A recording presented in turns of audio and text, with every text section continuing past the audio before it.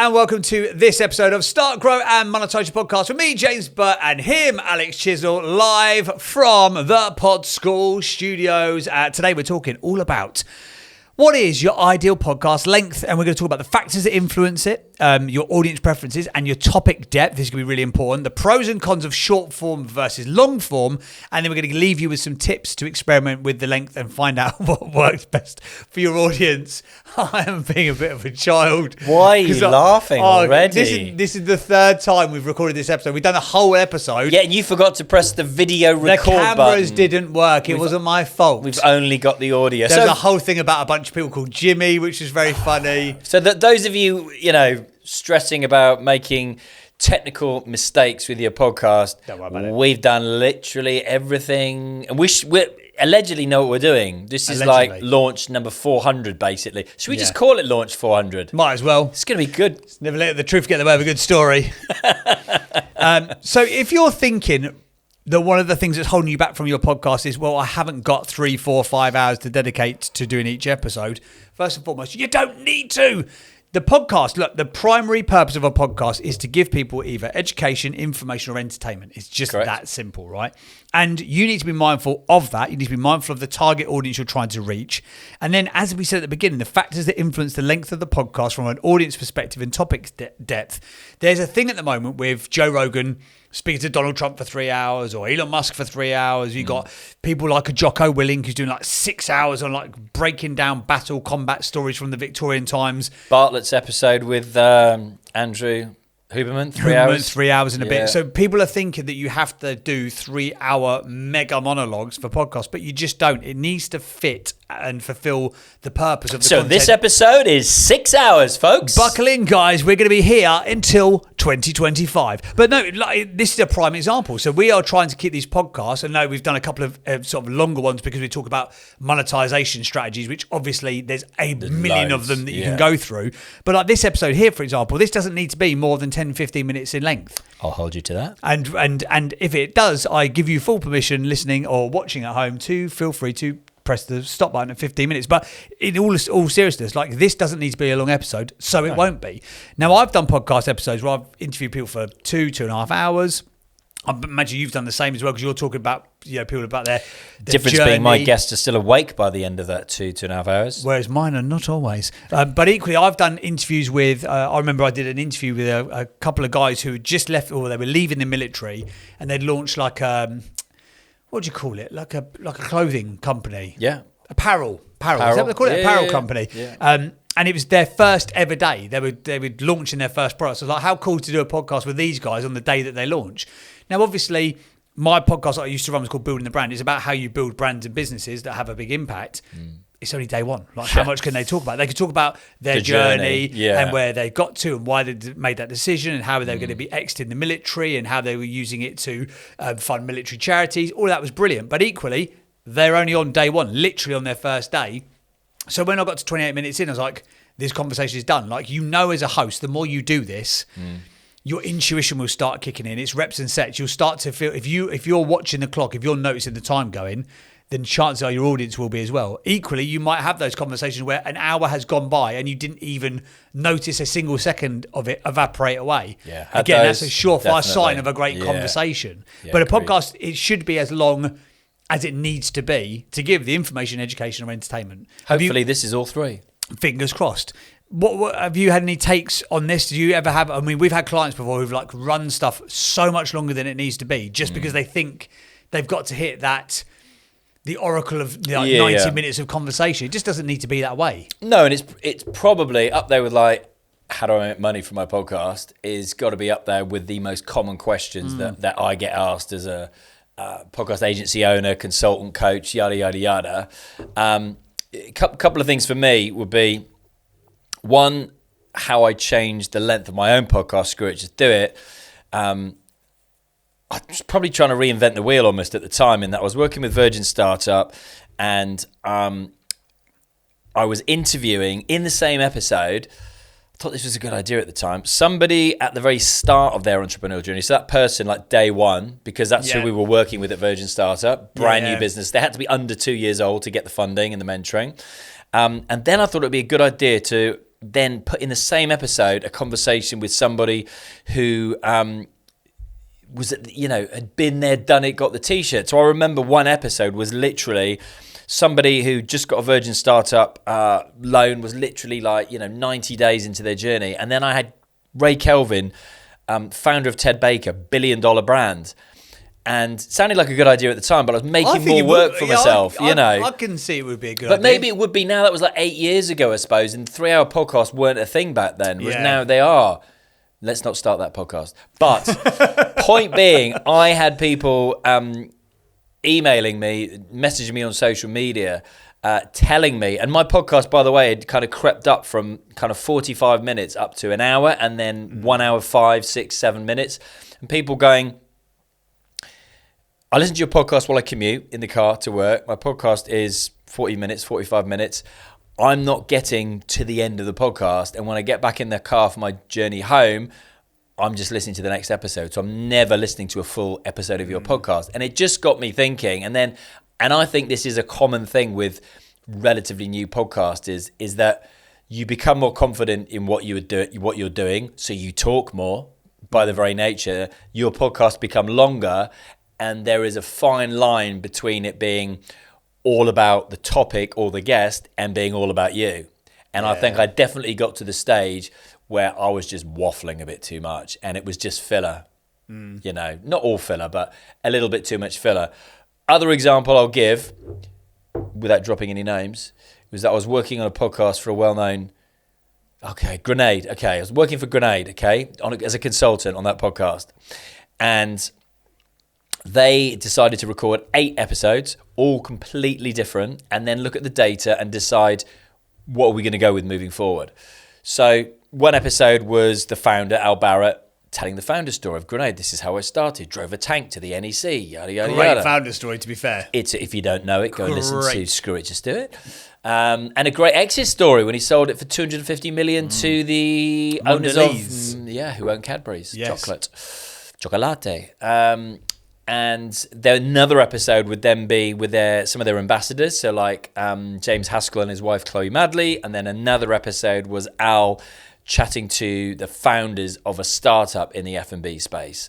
And then they looked at the data, and I remember driving up to Stratford-on-Avon, literally listening to all these episodes because it was that long of a journey. And my gut instinct was the founder episode, the episode where he's interviewing the founders of a brand, was the one that resonated with me the most. And when we looked at the data, that was far and away the most popular episode. But when we looked at that data, the audience was checking out after a third of the podcast. They were recording for 90 minutes every episode, yet the audience was listening for kind of 30 minutes. And I don't know if it's that thing, I don't know if it's the same the world over, but in the UK that you're brought up on watching, way before YouTube and the internet, you're brought up on watching TV episodes that are specifically made for 30 minutes. Yeah. And you are served up this, radio finishes on the hour or on the half hour. Exactly that. Then it's the news, that which kind is of half thing. An hour. It's episodic, isn't it? Yeah. It is. So are we predetermined to a certain degree? But and I laid out the choice to them, you could carry on just putting out what you've always put out and ignore the data, but you're a data-driven business, so I suspect you're going to do something different. Or you edit that episode down to around 30, 35 minutes, or you put it out as 2 episodes, part 1, part 2. Yeah. The choice is yours. And I've then had a client last year that I worked on as a consultant, big business coaching podcast, one in the States, one in the UK, and they were changing their episode length based on what the data was telling them, because they were trying to get it in that sweet spot, which apparently is the gold standard, is you want people to be listening for about 70% of the content before the majority of the audience then just drops off. Yeah. But they were tweaking it literally week by week, and I was like, I think you're being a bit too much of a slave to the data. Yeah. They're literally telling the editor, right, this one needs to be a minute shorter. This one needs to be 3 minutes longer. And I'm like, yeah, but every time you do that, it shifts that to that. And then that shifts back to that. Do you know what I mean? The goalposts are constantly being moved. I think you can only assess your data on a maximum or minimum, depends on which way you look at it, on a monthly basis. Right. If you're doing it per episode, unless you've got huge numbers, and you can see the incremental differences. If you're getting 1,000 downloads and something changed by 1 or 2%, it's hard to tell that. It's much easier, again, with consistency. We always talk about it, but like a die over CO, for example, they will probably be monitoring the data on a daily basis. They will know the drop-off rate, the amount of people that get into the end pound of it, in the a swear box, retention by the way. levels. Sorry, pound in a swear box. Bing. But ultimately, they could do that because they've got hundreds of thousands, if not millions of downloads and streams every day to work with that data. And they employ about 4 or 5 data scientists. If you are, like me and Alex are, smaller operations than that, and you haven't got the budget for 4 or 5 data scientists, then you don't need to be thinking of it that way. Look at it on a monthly basis. But also, as we mentioned before, when you start getting going, you're going to feel uncomfortable when you start doing a podcast, right? The first time you ever do a podcast interview, you could be like, why the hell am I doing this? Doesn't feel natural. Why did I put myself in this position? Within a few, the majority of people will absolutely love it. You will find so much joy in doing it. Listen to your gut intuition. Always. Again, you are probably most likely very aligned with the target audience that you are trying to get to. So just think, would I listen to this podcast? If yes, carry on. If no, do something different about it. To your point about the sort of the different lengths and stuff like that, and I think it's a really good point to mention. So when I had a podcast called Building the Brand, and when I built out the avatar, I'm not going to say their name because it's going to send us off laughing because we've already recorded this, and then we had a whole thing about this weird imaginary friend called Jimmy. Don't ask. I've said it. We'll put it out as like a blooper or something. But when I looked at it, I was like, this person has got 30 to 45 minutes to do their commute, and they want to listen to one podcast. They want to get in, get out in one. There needs to be a start, a middle, and an end in one commute. And then eventually my podcast, much like you said, you got more confidence. There's probably more of you in the podcast than there is the guest. There's probably a bit of fat that comes in because you like the sound of your own voice. Got longer and longer and longer and longer until you're getting up to the hour and 15, hour 20, hour 25, hour 30. I'm like, hang on a second. The numbers are firstly flatlining, then sort of dipping off a little bit. I'm like, oh, why is that?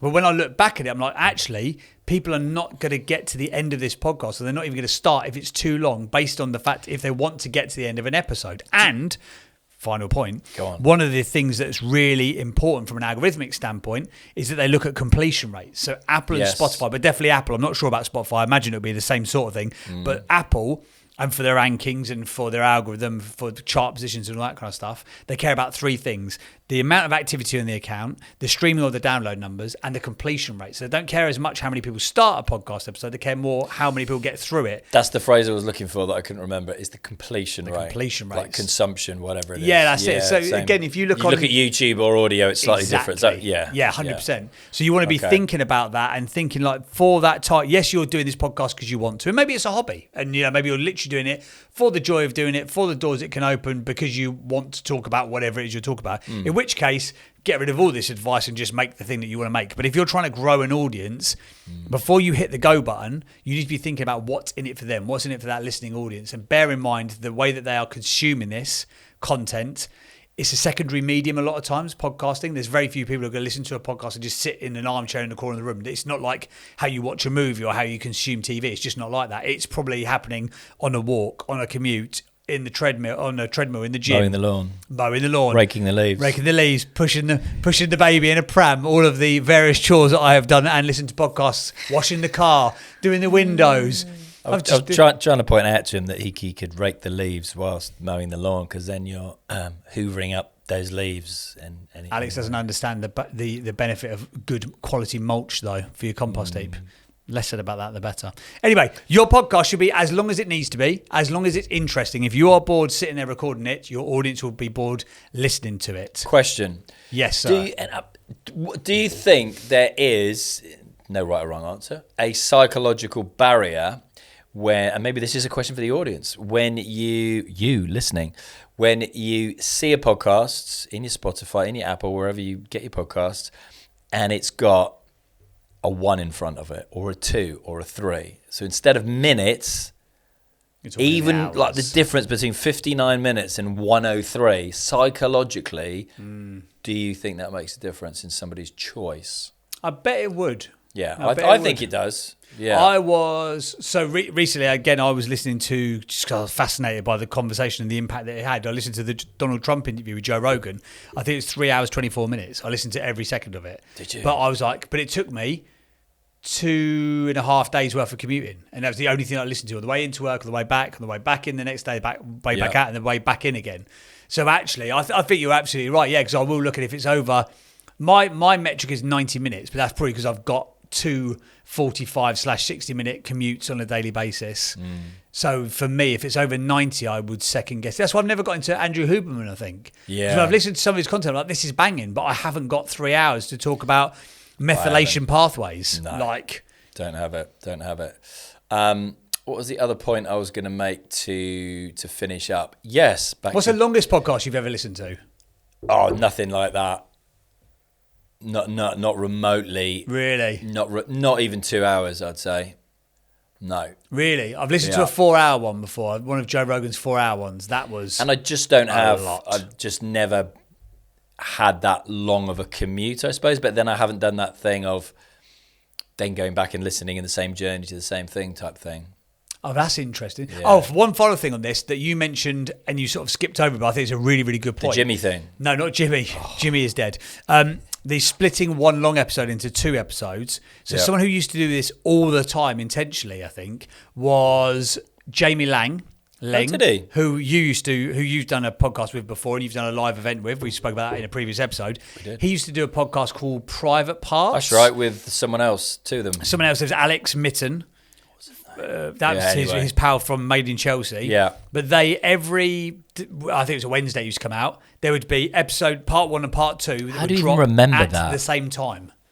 Oh. They would drop it at the same time intentionally. We even got a noise for that one. Yeah, bing. Wow. That's the great idea noise, guys. When you hear that, it's a great idea. Fantastic. We need a noise for the swear box, and that's whenever we mention Diary of a CEO. Ka-ching! Ka-ching! Oh, it's Put easy, your pound isn't in, it? Chisnall. Put your pound in. Yeah, so they used to put out, and they're only short episodes. They were 28 minutes, 30 minutes each. So I reckon they'd probably record for about 90-ish minutes, or just over an hour, compress that down, and then they'd have 2 30s, but it would go out. So one would go out at midnight, and then one would go out at 12:02 or something, so you can make sure they were running the right sequence.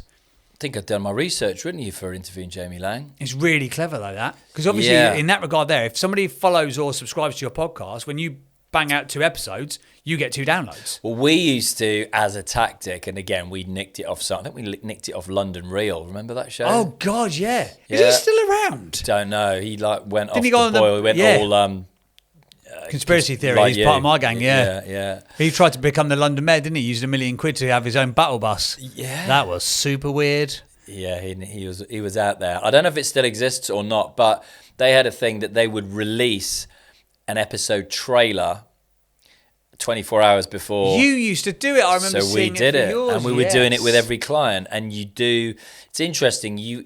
We found, like, across the board, not just for my podcast, that about 70-something% of people would listen to the trailer episode, Right. versus 100% who'd listen to the main episode. Oh, really? Yeah. So, yeah, another tactic. But one point to make that I'll get your opinion on as well would be, and it does come back to Jimmy, I'm afraid, is that when it comes to determining the length of your podcast, don't just look at the length of your favorite podcast, although that could obviously influence your likes and dislikes as well. Take that into account, but think about who your ideal listener avatar is, but more so than that, what is your ideal listener avatar doing when they listen to your podcast? How long is that task? Is it commuting, mowing the lawn, walking the baby, whatever those tasks? Walking the baby. Walking the baby. I think you push a baby and Push walk a the dog. baby, walk the dog. Okay. Put the baby on the dog and walk the dog. All of While those you're cutting tasks. the grass. While you're Do it cutting all at the same time. So all of those tasks, and look, you're going to go, well, how do I know that, Alex? Ask them. Ask your audience. Once you've Yeah. got going, crowdsource, put it out there, put a poll on your Instagram, put a poll on your LinkedIn. Why did my voice go down there? I have no Put it on idea. your LinkedIn. But ask the audience, find out what are they doing when they listen to your podcast. That is such an underrated hack. Isn't it? Speak to your audience. Yeah, it's 'Cause obvious, you're talking but- to them during the podcast conversation a lot of the time. You're making this content for them. Why not outsource it? And like I say, outsource the thinking of it, crowdsource their ideas and opinions, and literally ask your audience. Plus, then they also feel like they're not only a consumer of the content, they're actually a stakeholder because they're having a vested interest in like how this content gets made. You know, we talk a lot in Pod School which you can go and check out. We talk a lot. We talk a lot in Pod School, which is our free community for podcast makers. And then we've got Pod School Pro, which is a paid for membership for those who are taking their podcast and content game to the next level. But we are always saying to them, and when we started it in general, it's like, right, what did you like about this beta? We did a beta test in the summer. What did you like about it? What did you not like? What was the most valuable conversation? What else do you want? And then literally the reason why there is a paid course on how to plan, produce, launch, grow, monetize your podcast in that paid community is because people told us in the beta test that's what they needed. Yeah. We need help to launch a podcast, so we made a podcast course for those people. They were all talking about launching a podcast, but no one had done anything about it. And it's like, okay, here is the step-by-step guide, our blueprint based on nearly 400 episodes of launching podcasts. Here you go. Here's our knowledge. Boom. Yeah.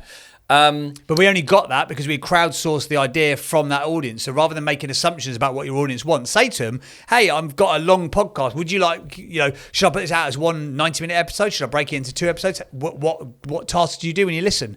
Do it as a poll on like Instagram and all that kind of stuff. I think people will love it. I think it's a great idea. And once you've completed an episode on Spotify, you get a question. If you're on the platform, you'll get a question come up, and it's like, defaulted, like, did you enjoy this episode? But did you know you can change that and personalize that question after every episode? Really? So we could ask our audience after this particular episode, what is your ideal podcast? How long is your podcast episode if you have a podcast? Or how long do you want your podcast episode to be? Oh, I did not know that. Yeah, so we could build that in. Let's build it in. You're a fountain of knowledge. Action. Data scientists sitting in the corner. Absolutely. Well, hopefully you have enjoyed this episode about how long podcast episodes should be. Hopefully this hasn't dragged on too long, in your opinion. Again, if you want more information about this subject and many other subjects about how to start, grow, and monetize podcasts, you can join Pod School. There's a link in the show notes. It's completely free to join our community. We do things like webinars. We've got Q&A sessions. We've got we've got guests on there. We've got expert opinions. We've got previous alumni of Pod School. We've got former clients who are telling you how they've created niche podcast brands and all kinds of good stuff as well. And if you're really serious about taking your content to the next level, there's a whole pro program as well in which you can take your content to the next level. But you can click the link in the show notes and you can find out more information there. Please share this podcast episode with someone who you think would also like it. And if you're on YouTube, but we never give any love to YouTube, if you're on YouTube, click the little thumbsy button, yeah? Click the thumbs up button, because then other people know that this is a channel worth... Thumbsy button. The thumbsy button. Okay. Click the thumbsy button, and then people know it's a channel worth following. Cheers very much for all of those instructions that I just gave you. If you could just do one of them, that'd be amazing. We will see you on the next episode of How to Start, Grow, and Monetize Your Podcast. Ta-da. Bye.